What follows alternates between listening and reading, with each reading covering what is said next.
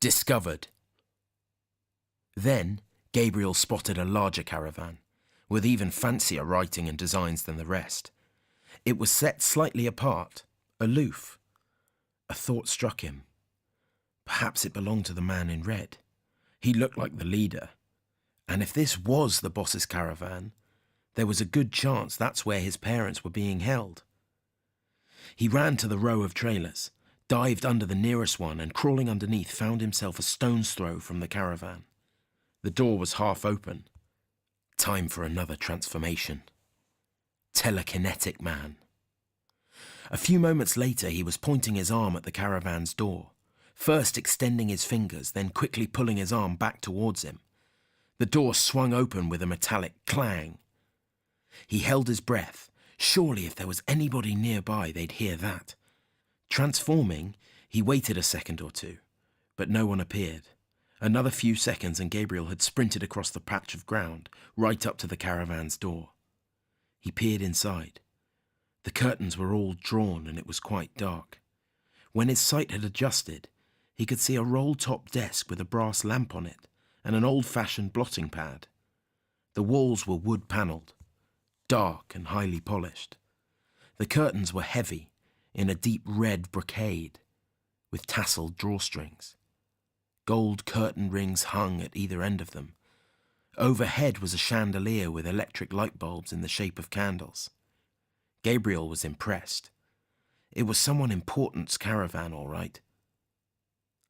He looked around for places his parents could possibly be hidden. There was a cupboard, tall and thin. Like everything else, it was covered in dark, expensive-looking wood panelling, and he quickly flung open the door.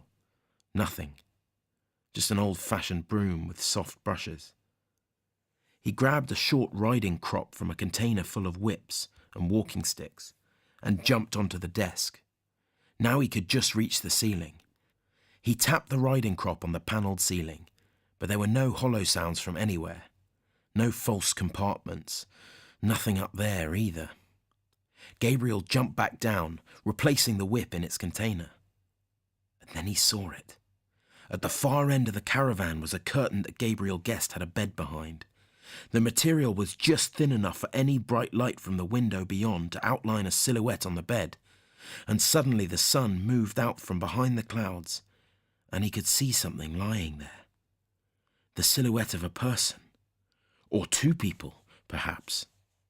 Gabriel's heart began to race inside his chest. "Mum? Dad?"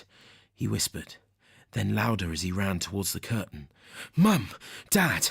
He threw the curtain to one side. He'd been right, it was the silhouette of a person behind the curtain. But looking down at the figure calmly lying there, Gabriel found himself staring not at his parents, but at the quietly quizzical, red-nosed, rosy-cheeked face of a man dressed in a red coat, with bushy whiskers, riding breeches, and black boots. It was the top hat beside him on the bed creating the illusion that there were two heads behind the curtain. Gabriel's heart pounded. This was the man he knew must be the circus's leader. The man he'd seen in the lion's cage. The man he instinctively knew was his enemy.